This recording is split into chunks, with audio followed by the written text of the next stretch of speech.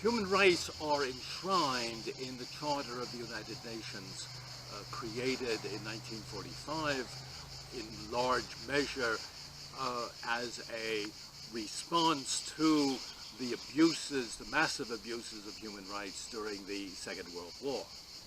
Human rights the discussions in human rights began immediately with the creation of the United Nations.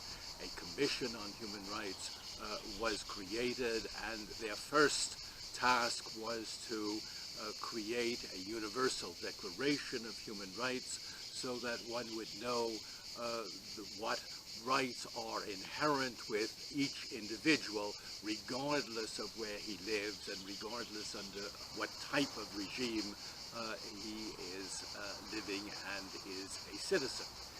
The Universal Declaration is the cornerstone of the work on human rights, and it is a merger of, in a sense, two traditions, one dealing with the rights of the individual to his faith, to his ability to promote his ideas through writing, through assembly, and not be arrested, etc. There is a second tradition which arises out of the efforts during much of the 19th century for social justice, which are issues such as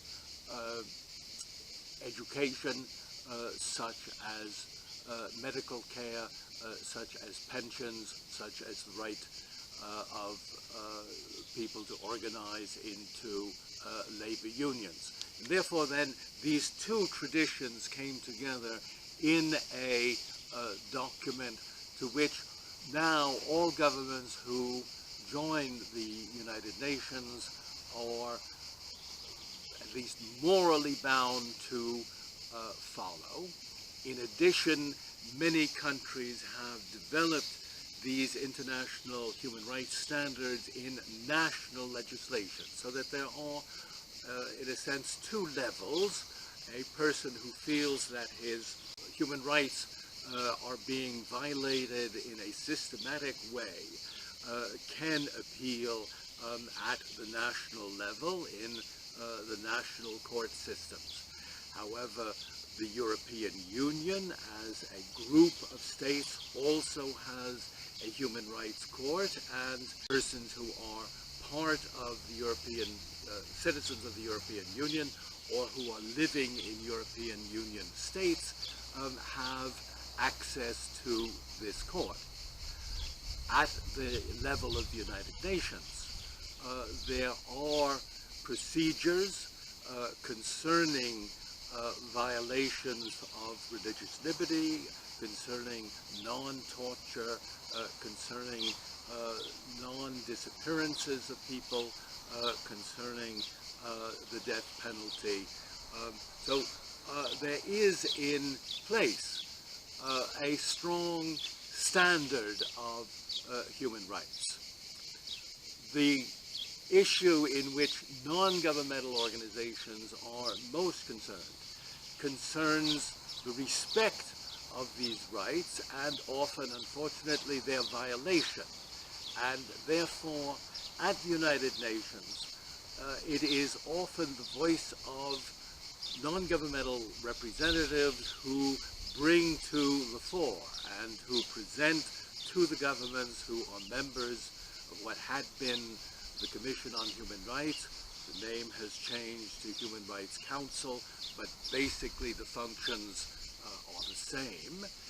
And the Association of World Citizens has been among those raising issues of religious liberty, raising issues of the rights of minorities, raising issues of the rights of women and children, raising the issues of freedom of the press. Therefore, there are other organizations such as Amnesty International who play an extremely important role in these efforts, and one of the functions at the United Nations, especially in Geneva, is to coordinate our efforts among other NGO representatives so that we are not repeating each other, but we are stressing different aspects of this broad question. And there is, in general, very good cooperation among organizations dealing with human rights. And human rights is very basic to the concept of world citizenship, because it is those rights which every individual has, regardless of where he may live, because he is a citizen of the planet.